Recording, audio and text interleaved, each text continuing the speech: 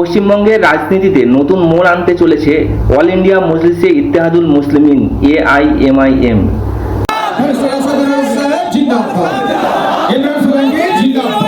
2026 সালের বিধানসভা নির্বাচনে রাজ্য জুড়ে একাই লড়াই করার সিদ্ধান্তের কথা আনুষ্ঠানিকভাবে ঘোষণা করল আসাদুদ্দিন ওয়াইসির নেতৃত্বাধীন দল।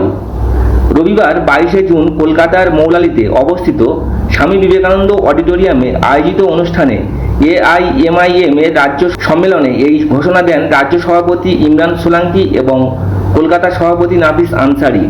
এদিন সকাল 10টা থেকে বিকাল 4টে পর্যন্ত চলা এই সম্মেলনে রাজ্যের বিভিন্ন জেলা থেকে আসা কয়েক হাজার মিম কর্মী সমর্থকদের উপস্থিতিতে রাজ্য কমিটির নয়া সংগঠন ঘোষণা করা হয়।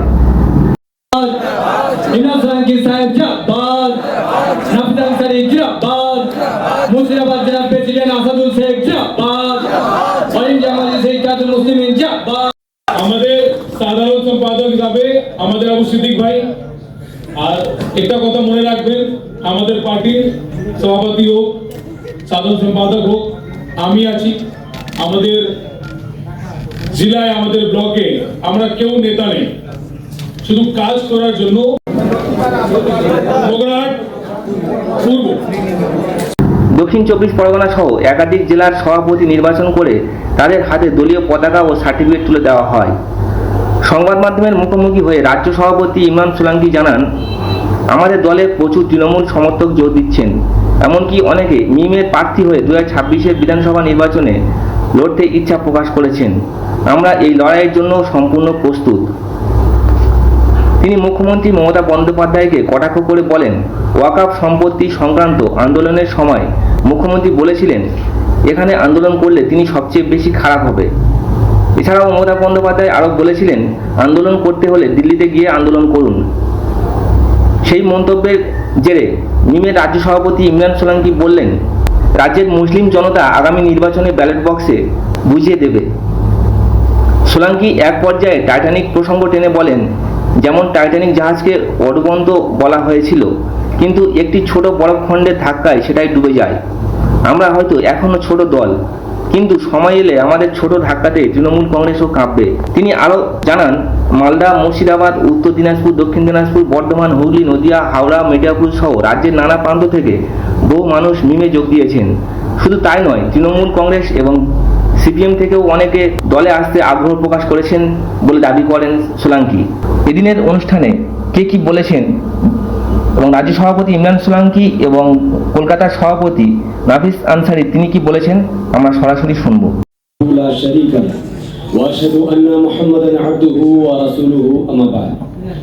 आज इस ऑडिटोरियम हॉल में चाहे जिस समाज के भी लोग आए हो, जिस धर्म के भी लोग आए हो, सबको मेरी तरफ से अस्सलाम वालेकुम व रहमतुल्लाहि व बरकातहू। आज की ये मीटिंग कोई पब्लिक मीटिंग नहीं थी, ये वर्किंग कमेटी की मीटिंग थी, जहां पर हमें ये डिस्कस करना था कि बंगाल में AIMIM का अगला कदम क्या होगा। और पूरे भारत, पूरा मीडिया, जितना भी भारत में पॉलिटिकल पार्टी है, सब कान खड़े करके और आंख खोल करके देख रही है कि AIMIM का अगला कदम क्या होगा। कौन सा ऐसा राज्य होगा जहां पर AIMIM भूचाल पैदा कर देगी, AIMIM सरकार बनाने की ओर एक कदम आगे बढ़ा देगी, या AIMIM के समर्थन से सरकार बन जाएगी। उत्तर प्रदेश, गुजरात, मध्य प्रदेश, बिहार, महाराष्ट्र, तेलंगाना के बाद बंगाल सबसे बड़ा राज्य है। और मैं आज इस ऑडिटोरियम में आप सब लोगों की दिलेरी, आप सब लोगों की मोहब्बत और आप सब लोगों के जज्बा को देखकर ये गारंटी से कह सकता हूं, तेलंगाना के बाद अगर इंडिया में AIMIM का सबसे ज्यादा ताकत बढ़ेगा तो इंशाल्लाह वो बंगाल का बढ़ेगा। 20 मई 2011 बंगाल के इतिहास का एक काला दिन था। वो दिन जब ममता बनर्जी जी ने मुसलमानों को मूर्ख बनाया, उनको धोखा दिया, मुसलमानों से कहा कि आप हमें वोट दो, हम तुम्हें रिजर्वेशन देंगे, आप हमें वोट दो, हम तुम्हें एडुकेशन देंगे, आप हमें वोट दो, हम आपको ऊंचाई में ले जाएंगे। लेकिन मुसलमानों ने जब अपने वोट को भर भर कर ममता बनर्जी को दिया, तो 20 मई 2011 ये वो दिन था जब ममता बनर्जी मुसलमानों के वोटों के दम पर पहली बार बंगाल की सीएम बनी और जब वो सीएम बन गई, आज लगभग 15 साल होने को आ गया, ना मुसलमान को रिजर्वेशन मिला, ना मुसलमान को रोजगार मिला। और सबसे बड़ा बात, मैं उस दिन को काला दिन क्यों कह रहा हूं, ममता बनर्जी जी ने सिर्फ मुसलमान को रिजर्वेशन नहीं दिया, बल्कि उनका रिजर्वेशन छीन लिया। जो उर्दू मीडियम स्कूल में जहां ज्यादातर बच्चे मुसलमान पढ़ते हैं, वहां पर टीचरों की कमी पैदा कर दी। मुस्लिम इलाकों में अच्छा स्कूल का पता नहीं, अच्छा हॉस्पिटल का पता नहीं, अच्छा इंस्टीट्यूट का पता नहीं। ममता बनर्जी लगातार मुसलमानों के नस्ल को बर्बाद करने की कोशिश कर रही है कि अगर एक मुस्लिम बच्चा पढ़ाई नहीं करेगा तो वो रोजगार कहां से हासिल करेगा। जब इलेक्शन का वक्त आता है, ममता बनर्जी सिर्फ एक बात कहती है, बीजेपी हराओ, बीजेपी हराओ। यानी हम बंगाल के मुसलमान बीजेपी को हराएंगे और सीएम ममता बनर्जी बनेगी। क्या ममता बनर्जी हमारे जात बिरादरी की है, हमारी माँ है, हमारी बहन है? क्या रिश्ता हमारा ममता बनर्जी से? ममता बनर्जी से हमारा कोई रिश्ता नहीं है। फिर भी 15 साल से बंगाल का मुसलमान बीजेपी को हराने के लिए ममता बनर्जी को सीएम बना रहा है, और 15 साल में हमें कुछ नहीं मिला, ना स्कूल, ना कॉलेज, ना हॉस्पिटल, ना इंस्टीट्यूट। जाइए हिंदू इलाका में जाकर देखिए, वो इलाका साफ है, वो इलाका चमक रहा है, वहां पर साफ सफाई है, वहां कूड़ा नहीं दिखेगा, वहां पार्किंग नहीं दिखेगा। लेकिन जब आप मुस्लिम इलाके में जाएंगे, वहां कूड़ा फेंका हुआ है, वहां पार्किंग लगा हुआ है, वहां बाजार लगा हुआ है। ऐसा लगता है कि मुसलमान गरीब हैं, हिंदू समाज के लोग साफ सुथरे हैं। लेकिन सच्चाई यह है, इस कूड़े वाले इलाके में मुस्लिम इलाके को गंदा करने का काम, हिंदू इलाके को साफ करने का काम मुसलमानों ने नहीं, बल्कि ममता बनर्जी की सरकार ने किया है। उन्होंने दुनिया को यह दिखाना चाहा है कि देखो ये मुस्लिम समाज ऐसे रहे। उन्होंने मुस्लिम समाज से किया है, उसको सबक इंशाअल्लाह आने वाले विधानसभा इलेक्शन में बंगाल के लोग ममता बनर्जी के खिलाफ और इमाम को वोट करके देंगे इंशाअल्लाह। और हमारा मकसद सिर्फ एक होना चाहिए, शिक्षा, स्वास्थ्य, स्कूल, कॉलेज, हॉस्पिटल, इंस्टीट्यूट। सरकार जिसकी बने ना बने, हमें कोई परवाह नहीं है। अब हमें अपनी पार्टी को मजबूत करना है, बंगाल को आगे बढ़ाना है, देश को आगे बढ़ाना है।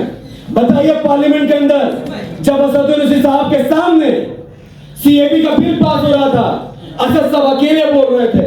ट्रिपल तलाक का बिल पास हुआ, असद साहब अकेले बोल रहे थे। राम मंदिर का फैसला आया, ओवैसी साहब अकेले बाबरी मस्जिद के साथ खड़े थे। तब ये ममता बनर्जी जी जो मुसलमानों को वोट देती है, पूछिए ये वो ममता बनर्जी है जो ईदगाह के अंदर आकर मुसलमानों को बेवकूफ बनाने के लिए अल्लाह और रसूल का नाम इस्तेमाल करती है। सोचिए कैसा इनका दिमाग है। मुसलमानों के सामने सर ढाकती है और कहती है अल्लाह रसूल, अल्लाह रसूल। और जब बात बाबरी मस्जिद की आई, जब बात ट्रिपल तलाक की आई, तो कहती है नहीं, इससे हमारा कोई लेना देना नहीं है। तो क्या मुस्लिम समाज अंधा हो गया है? क्या मुस्लिम समाज मर गया है? जब बेगैरत हो गया है? क्या आपको दिखाई नहीं दे रहा कि ममता बनर्जी पीठ में आपका छुरा भोग रही है? यही बात बताने के लिए और इस कौम को जगाने के लिए, संविधान बचाने के लिए, देश बचाने के लिए स्कूल, कॉलेज, हॉस्पिटल बनाने की राजनीति एआईएमआईएम ने शुरू की। और इंशाअल्लाह उत्तर प्रदेश के लोग ये वीडियो देखे, जब बंगाल के देखे, बिहार में देखे, सुनो ये मकसद, ये पार्टी सिर्फ मुसलमानों के लिए नहीं है। आज देश मोदी बर्बाद कर रहा है, बंगाल ममता बनर्जी बर्बाद कर रही है। बंगाल को बचाने के लिए, देश को बचाने के लिए इंशाअल्लाह सबसे पहले अगर कोई खड़ा होगा तो वो इंशाअल्लाह बंगाल का मुसलमान खड़ा होगा। अब आपके सामने बात करते हैं इमरान खिलानी साहब। वो आखिर दवाना अल्हम्दुलिल्लाह रब्बिल आलमीन, अस्सलाम वालेकुम रहमतुल्लाहि व बरकातहू। को देखते हुए पहले मैं भी टीएमसी को वोट कर चुका हूं, उनके लिए फेवर कर चुका हूं, लेकिन 15 साल में जब मैंने देखा कि ममता बनर्जी जी मुसलमानों के लिए वो काम करना चाहती है जो मोदी जी भी आज तक नहीं कर पाए। मोदी क्या चाहता है, बीजेपी क्या चाहता है, आरएसएस क्या चाहता है, विश्व हिंदू परिषद क्या चाहता है, बजरंग दल क्या चाहता है? भारत का 25 करोड़ मुसलमान तबाह हो बर्बाद हो जाए। और भारत के मुसलमानों को बर्बाद करने के लिए लिंचिंग करने की जरूरत नहीं है। भारत के मुसलमानों को बर्बाद करने के लिए उनके घर को तोड़ने की जरूरत नहीं है।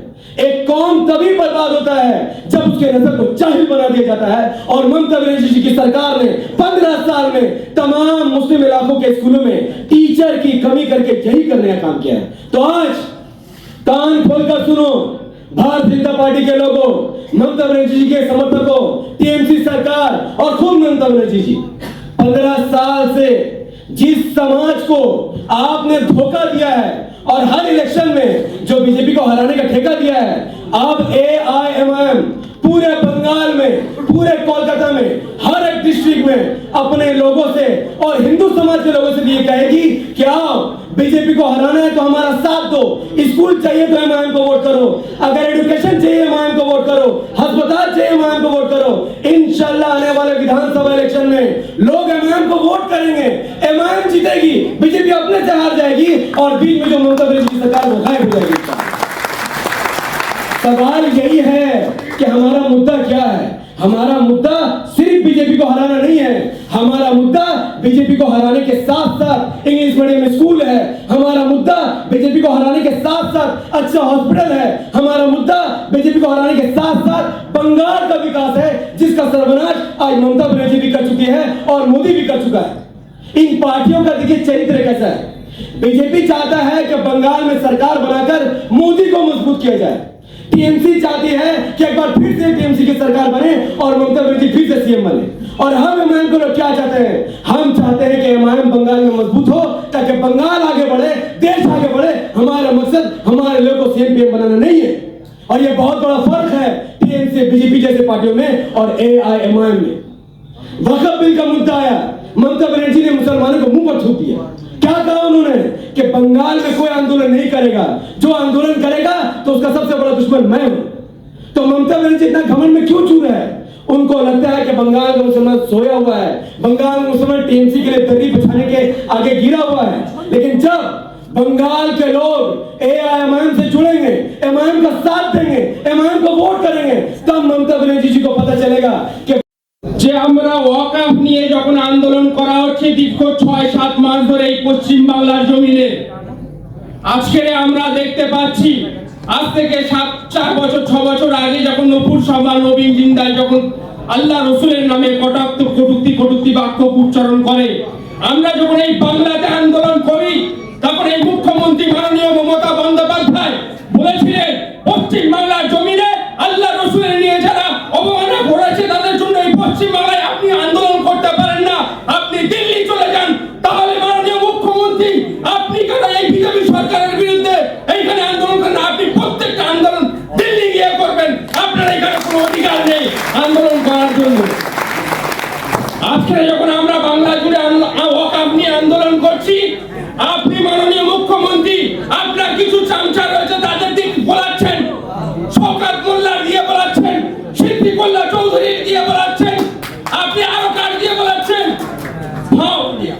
কি নাম আর একটা ফিরাল হাকিম, তাদের দিয়ে বলাচ্ছেন যে পশ্চিম বাংলায় ওয়াকফ নিয়ে আন্দোলন করতে পারবে না, ট্রেন ধরে দিল্লি চলে যাও। পশ্চিম বাংলাটা আপনার বাবা ছেলে সম্পত্তি নয়, পশ্চিম বাংলাটা সমস্ত শ্রেণী জাতি বর্ণ ধর্ম নির্বিশেষে সকলের সংবিধান রাইট দিয়েছে, যে সংবিধান এটাই রাইট দিয়েছে আপনি আপনার আইনত ভাবে প্রোটেস্ট করতে পারেন, সংবিধান একটা আমাদের অধিকার দিয়েছে। তাই ওয়াকফ সম্পত্তির জন্য আমাদের লড়াই চলতে থাকবে কি না? আর দ্বিতীয় কথা হচ্ছে আজকের এখানে আমি আপনাদেরকে বলে যাচ্ছি, পশ্চিম বাংলায় 2026-এ যে অ্যাসেম্বলি ইলেকশন আছে, এই বিধানসভা ইলেকশনে টিএমসির কোন নেতা আপনার বাড়ি গেটের সামনে ভোট চাইতে এলে তাদেরকে পরিষ্কার বলে দেবেন দিল্লি গিয়ে ভোট চান, এইখানে আপনার ভোট চাওয়ার কোনো অধিকার নেই। আপনি পরিষ্কার বলে দেবেন। আমি এটাই বলে দিচ্ছি, আমাদের মসজিদ, আমাদের মাদ্রাসা, আমাদের গোরস্থান, আমাদের খানকা, আমাদের পুকুর, আমাদের ময়দান, আমাদের মাঠ, আমাদের পূর্বপুরুষ এই দেশটা দিনের আগের দিকে দিয়ে গেছে। যদি আমাদের এই সম্পত্তি চক্রান্ত করে টিএমসি এবং বিজেপি দখল করার চেষ্টা করছেন, মনে রাখবেন বাংলার মানুষ, বাংলার সংখ্যালঘু সম্প্রদায়ের মানুষ নয়, দলিত আদিবাসী সমস্ত শ্রেণীর মানুষ আপনাদেরকে রুখে দেবে। আর আপনারা একত্রিত ভাবে আন্দোলন এরকম করতে থাকেন, আমরাও করছি, সহযোগিতা করতে থাকেন। ব্যারিস্টার আসাদুদ্দিন ওয়াইসি সাহেব লড়াই করছেন সুপ্রিম কোর্টে। আল্লাহর কাছে আমরা সকলে এটাই দোয়া করতে থাকি, এই ওয়াকফ আইন যেন বাতিল হয়, এটাই আমাদের সকলের এক নম্বর। রিটার্নিং অফিসার বলছে একটাও কেস নেই, সবগুলো নীল। কি ব্যাপার? একটাও নীল নেই। রাজনীতি করে জেলা পরিষদের ক্যান্ডিডেট একটাও নেই, কিন্তু এখন আর নীল নেই। জেলা পরিষদে দাঁড়াবার পরে আমার নামে কেস দেওয়া হয়েছে, তো আমাদেরকে কেস দিয়ে দমানো যাবে না, দমানো যাবে? তো এখন আমরা যে দলটা করি, এই দলটার সদর হলো ব্যারিস্টার আসাদুদ্দিন ওয়াইসি সাহেব। তিনি যে লড়াই সারা ভারতবর্ষ জুড়ে সমস্ত পিছিয়ে পড়া মানুষের জন্য লড়াই করছে, আমাদের বুঝতে হবে তার চিন্তা ভাবনা, তার আইডিওলজি, তিনি কোন পদ্ধতিতে আমাদেরকে কি বার্তা দিতে চাচ্ছে। বন্ধু, আজকে আপনারা বলুন তো, এই ভারতবর্ষের মধ্যে আমরা যে বিভিন্ন দলকে ক্ষমতায় নিয়ে এসেছি, আমরা যে কংগ্রেসকে ক্ষমতায় নিয়ে এসেছিলাম, তাদেরকে যখন আমরা নিয়ে এসেছিলাম আমাদের কি দিয়েছে? আমাদের থেকে বাবরি মসজিদ কেড়েছে। ভালো করে বুঝবেন, যখন আমরা সিপিআইএম কে বাংলার মসজিদে বসালাম, তারা আমাদের থেকে আমাদের চাকরি বাকরি কেড়েছে। এখন আমরা তৃণমূলকে যখন বাংলার মসজিদে বসালাম, তারা আমাদের থেকে এক এক করে কাটতে কাটতে কাটতে কাটতে এখন আমাদের মসজিদ কেড়েছে, মাদ্রাসা কেড়েছে। এখন আমাদের শেষ ঠিকানা যেখানে গিয়ে আমরা দাফন হবো, সেই কবরস্থানটুকু কেড়েছে। হ্যাঁ কিনা বলেন? তাহলে আমরা বাংলার জমিনে যে সরকারকে সুযোগ দিয়েছি, তারা আমাদের সঙ্গে প্রতারণা ছাড়া অন্য কিচ্ছু করেনি। বন্ধু, আমরা একটা কথা বলতে চাই, এই বাংলার মাটিতে আমাদের কাছে কোনো অপশন ছিল না, এখন একটা অপশন এসেছে, অল ইন্ডিয়া মজলিসে তাহাদুল মুসলিমিন। যে দল সর্বদা ন্যায়ের কথা বলে, যে দল সর্বদা ন্যায়ের পথে চলে, যে দলের মধ্যে একটাও এমপি এমএলএ আপনারা দেখাতে পারবেন না সে কাটমানি খেয়েছে, একটাও এমপিকে দেখাতে পারবেন না কোন মানুষকে ধর্ষণ করেছে, একটাও কর্পোরেটরকে দেখাতে পারবেন না সে কোনো দুর্নীতির সঙ্গে যুক্ত আছে। বন্ধু, আমরা গর্ব করে বলি, আমাদের তারিফ করে দিল, আমার চোখে জলে চলে এলো যে সেটা না, আমি এই সরকারের চোখে চোখ দিয়ে লড়ি। তার কারণ হলো আমি যে জেলা থেকে আসি, 85% আমি মনে করি সংখ্যালঘু মুসলমান। সেই জেলার যদি আপনারা পরিস্থিতি দেখেন, গ্রাম বাংলার মানুষের যে পরিস্থিতি যদি আপনি দেখেন, তো ভালো রাস্তা নাই, ভালো আপনার মেডিকেল হাসপাতাল নাই। আমাদের জেলায় যদি একটা দুর্ঘটনা ঘটে, তো হাফ রাস্তা থেকে সেই ডেড বডি আবার রিটার্ন নিয়ে যেতে হয়। আমাদের জেলায় যদি পাবেন তো জেল পাবেন সংখ্যালঘু মুসলিম যুবক ছেলেদেরকে এই সরকারের প্রশাসন মিথ্যে মামলায় জেলে করবে। এটাই হলো এই সরকারের কাজ। আমার নামে উত্তর দিনাজপুরে একটা আপনারা সকলে দেখেছেন যে জানুয়ারি মাসে একটা ইনকাউন্টার হয়েছিল।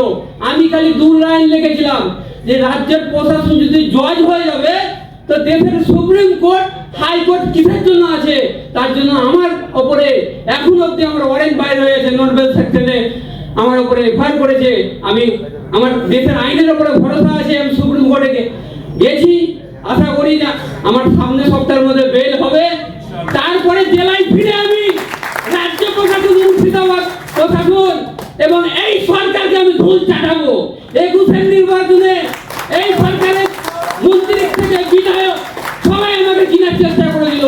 তারপরে আমি বলেছিলাম তোমাদের মতন আমি পকেটে ভরার জন্য, সংসার চালার জন্য পার্টি করতে আসিনি। আমি এসেছি আমার মুর্শিদাবাদের উন্নয়নের জন্য, আমার জাতির উন্নয়নের জন্য, আমার দেশের উন্নয়নের জন্য।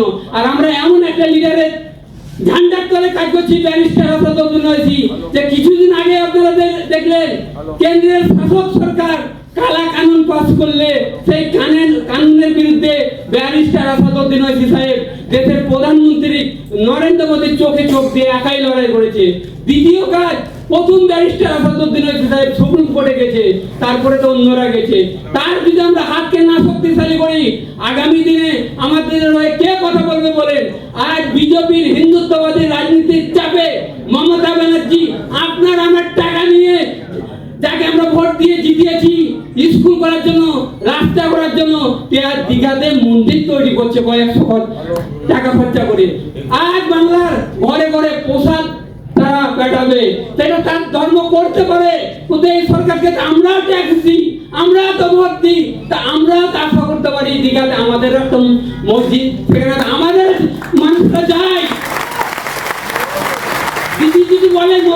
বেশি ভালোবাসি, তাহলে ওখানে যদি 150 টাকা খরচা করে আপনি মন্দির তৈরি করেছেন, তো আপনি 300 কোটি টাকা খরচা করে একটা ভালো আপনি মসজিদ তৈরি করুন, তারপরে বলবেন যে আমি ভালোবাসি। আপনি মুখে একটা বলবেন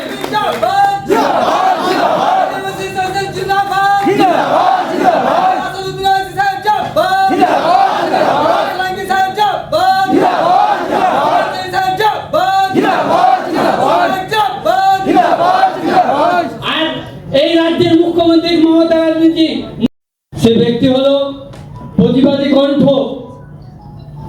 মিমকে এত ভালোবাসে, সুদূর মুর্শিদাবাদ থেকে দৌড়ে 2014 সালে উলবেড়িয়াতে চলে এসেছিল।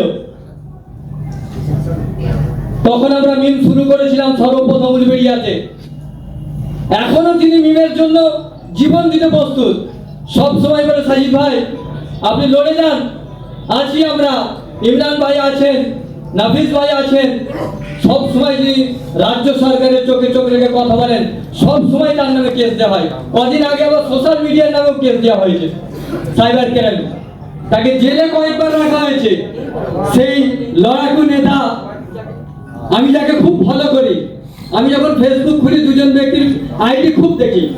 এক হচ্ছে আমাদের রাজ্য নেতা ইমরান সোলাঙ্কি স্যার, আরো আমাদের পুরাতন সাথী সব বসে রয়েছেন, যে যে এলাকাতে আছেন নিজের নিজের নেতাদেরকে স্মরণ করে আপনারা ওই নেতাদের কাছে যান, গিয়ে বলুন যে আপনারা কাজ করুন, আমরা আপনার পিছনে আছি, আমরা আজকে যেমন আগিয়ে এসেছি আপনারা সবাইকে নিয়ে আগান।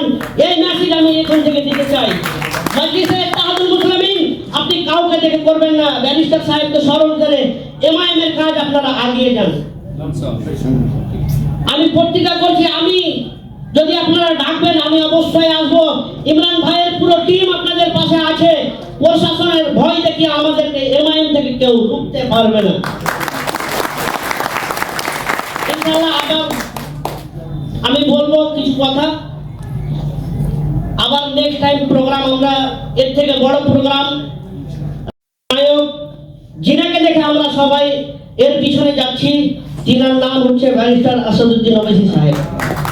এটা আপনাদেরকে পরিচয় করানোর কোনো ব্যাপার নেই এখানে, কারণ আমরা যার দল যাকে দেখে এখানে এসছি পার্টিতে, সেই আমাদের পরিচালক সব থেকে বড়। ভারতে বলে নাই, সারা বিশ্বে ওনার আওয়াজ চারিদিকে ছড়িয়ে যাচ্ছে। আপনারা আমাদের মতো মনে করেন যে আমি টনি ভাইয়ের মতো হব, মাইক ধরবো, আওয়াজ তুলবো, গ্রামে গ্রামে প্রচার করব, তবে আগে মজলিস যাবে। আপনাদেরকে আমার মতো প্রতিজ্ঞা করতে হবে, আপনারা করবেন তো? এখান থেকে বেরিয়ে আমাদের 1 নম্বর কাজ সব থেকে বেশি আগে হবে যে আমরা গ্রাম ওয়াইজ গিয়ে প্রত্যেকটা গ্রামে ফটো বেনার যা জুয়া আজ লটারি যুবক ছেলেদের নষ্ট করে দিচ্ছে, সেই সরকারকে আমাদের ভালো লাগছে।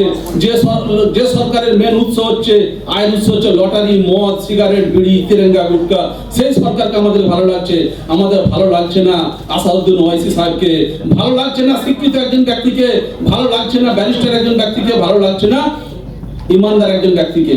আমাদের মুসলমানদের গায়ের কমদের কথা ছেড়ে দেন, আমাদের মুসলমানদের ইমানে পোকা লেগেছে যে আমাদের মুসলমানদের ভালো লাগছে মদন মিত্রের মতন একজন লোককে ভালো লাগছে। ভাইয়ের সাথে দেখা হয়েছে আজকে, খুব ভালো লাগছে।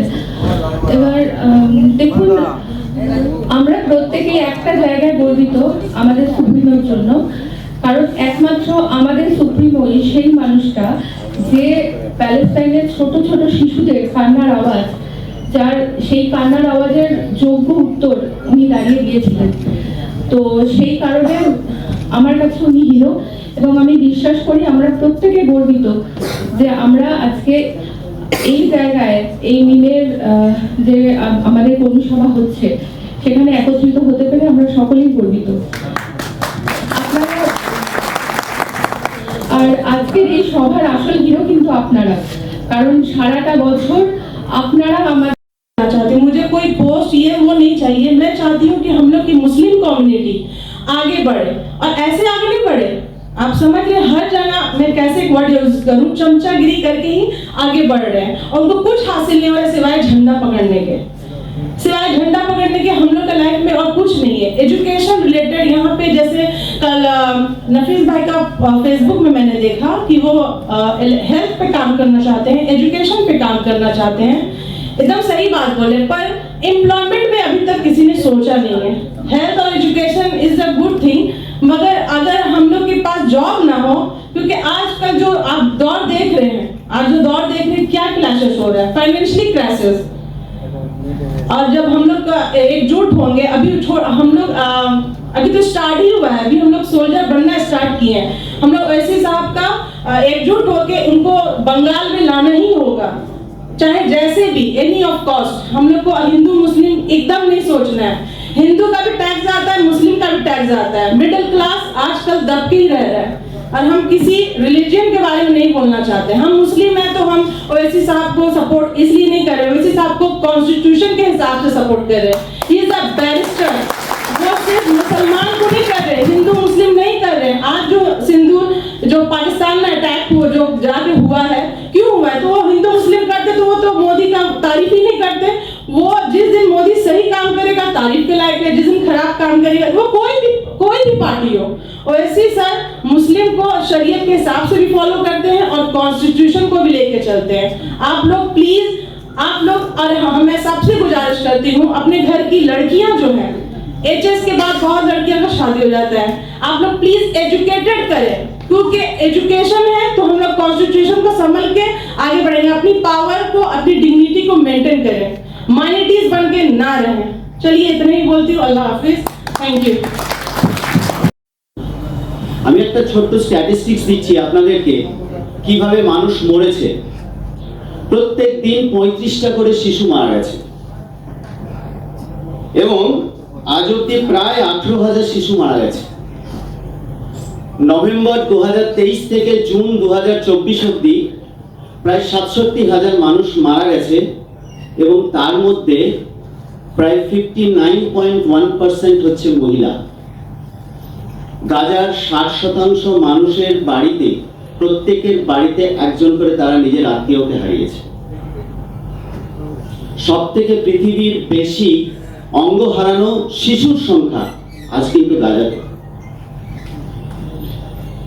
গাজাতে হেপাটাইটিস এ মানে জন্ডিস হওয়ার টেন্ডেন্সি 346% বেড়েছে, আর ডায়রিয়া হওয়ার সম্ভাবনা 34% বেড়েছে, মানে 34 গুণ বেড়েছে। তার কারণ কি? তার কারণ গাজার প্রত্যেকটা পানি বিশুদ্ধ করার যে সেন্টারগুলো ছিল, তার মধ্যে 87% আজ ধ্বংস, হসপিটালগুলো প্রায় ধ্বংস, শিশু, বাচ্চা, প্যারামেডিক্স, ডাক্তার, নার্স, তাদের প্রত্যেককে হত্যা করা হয়েছে।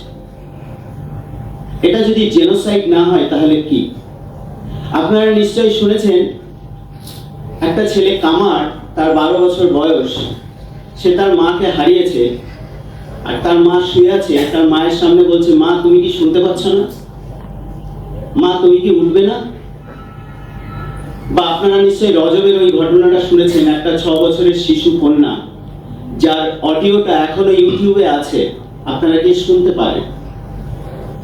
ওরা 7 জন বাড়ির গাজা থেকে পালাচ্ছিল একটা গাড়িতে, অতর্কিতে ইসরায়েলের একটা ট্যাঙ্ক ওদেরকে অ্যাটাক করে। এই রজব, তার পরিবারের 6 জনই মারা যায়। সে একটা 6 বছরের শিশু কন্যা, সে একটা ফোন নিয়ে রেস্কিউ কমিটিকে ফোন করে। তো রেস্কিউ কমিটির যে ফোন, মানে খুবই হৃদয় বিদারক ঘটনা, আপনারা শুনবেন অডিওতে। তো সেখানে ও বলছে, হ্যালো হ্যালো, আপনারা কি কেউ আছেন? আপনারা কি কেউ শুনতে পাচ্ছেন? তখন এই মেডিকেল ডিপার্টমেন্ট থেকে একটা মেয়ে ফোন তুলে বলবে, হ্যাঁ আমরা শুনতে পাচ্ছি, তুমি কি কোরআনের এই আয়াতটা বলবে?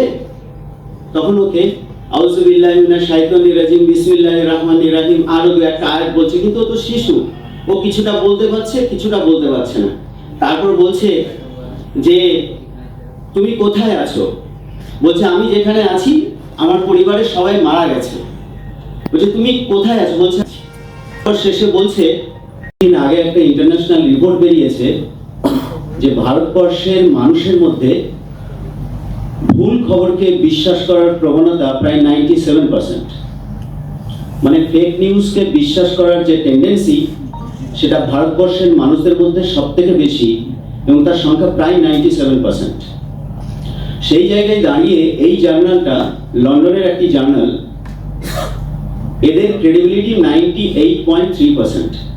তারা বলছে কমপক্ষে 2 লক্ষ মানুষের মৃত্যু হয়েছে এই গাজাতে।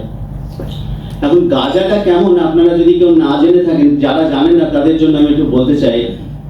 গাজা লম্বায় 41 কিলোমিটার আর প্রস্থতে 5 থেকে 13 কিলোমিটার, মানে একটা ট্রাপিজিয়ামের মতো, যারা জ্যামিতি জানেন ট্রাপিজিয়ামের মতো। 365 স্কয়ার কিলোমিটার, মানে 365 স্কয়ার কিলোমিটার একটা এরিয়া। এখানে মুর্শিদাবাদ থেকে অনেকেই আছেন। যদি আমি মুর্শিদাবাদ জেলার কম্পারিজনে বলতে চাই, তাহলে মুর্শিদাবাদ জেলার সাইজ হচ্ছে 5300 সামথিং স্কয়ার কিলোমিটার, মানে গাজার 14.3 গুণ হচ্ছে মুর্শিদাবাদ। মানে মুর্শিদাবাদকে যদি 14টা ভাগে ভাগ করা হয়, তাহলে একটা ভাগ হবে গাজা, মানে মুর্শিদাবাদের একটা ছোট্ট ব্লকের সমান। আরো ভালো এক্সাম্পল দিতে পারি, আমি কালীগঞ্জের মানুষ, কালীগঞ্জ ব্লকের মানুষ। আমার কালীগঞ্জ ব্লক থেকেও কিছু ছেলে এসছে। এই কালীগঞ্জ ব্লকের যে শেপ হচ্ছে, সেটা হচ্ছে সাইজ হচ্ছে 320 স্কয়ার কিলোমিটার, তার থেকে 45 স্কয়ার কিলোমিটার বেশি। কিন্তু কালীগঞ্জ জেলাতে বাস করে 3 লক্ষের কাছাকাছি মানুষ, আর এই গাজাতে বাস করে 21 লক্ষের কাছে মানুষ। এটা কেন গুরুত্বপূর্ণ? এটা গুরুত্বপূর্ণ এই জন্য, যদি কালীগঞ্জ জেলাতে একটা বোমা বিস্ফোরণ হয়, সেখানে হত মানুষের সংখ্যা যত না হবে, তার থেকে অনেক গুণ বেশি হবে গাজাতে। ইউএন রিলিফ চিফ, সে ডিরেক্টলি ইউনাইটেড নেশনসের চিফকে বলেছে, আপনি কি এই জেনোসাইড বন্ধ করবেন? পৃথিবীর যে মানুষের যে আপনার হিউম্যানিটেরিয়ান ল আছে, তার দিকে তাকিয়েও কি আপনারা কি জেনোসাইড? সরকার কালা কানুনে আনতে চলেছে বা সেটা আইন হয়ে গেছে, তারপরে আমি সংক্ষিপ্ত দু একটি কথা বলবো। তার পিছনে মূল কথা আসার আগে কয়েকটি ব্যাকগ্রাউন্ডে পটভূমি তুলে ধরবো আপনাদের সামনে। সেটি হচ্ছে 1757 সালে পলাশী যুদ্ধের পর, যখন বাংলার তথা ভারতের স্বাধীনতার সূর্য অস্তমিত হলো, নবাবী শাসন, যাই হোক ফৌজদারি এবং অন্যান্য আইন মেনে, ইসলামিক আইন মেনে শাসন চলত। কিন্তু 1771 সালের পর থেকে ইসলামিক আইন ভারতবর্ষের থেকে বিলুপ্ত হতে থাকলো। 1857 সালে মহাবিদ্রোহে যখন মুসলমানদের অংশগ্রহণ ব্যাপক হারে হলো, তখন আমরা দেখতে পেলাম ইংরেজ শাসক আমাদের ইসলামিক আইনকে মুছে ফেলার একটা চক্রান্ত নিয়েছে। এর প্রেক্ষিতে আমাদের যারা আকাবেরিন ছিলেন, তারা বুঝলেন যে মুসলিম উম্মার ঐতিহ্য, আমাদের নীতি কানুন, কোরআন এবং হাদিসকে টিকিয়ে রাখতে গেলে আমাদের লয়ের প্রয়োজন আছে। তাই জন্য তারা তৈরি করলেন 1937 সালের মুসলিম পার্সোনাল ল। পরে একটি বোর্ড গঠন হয়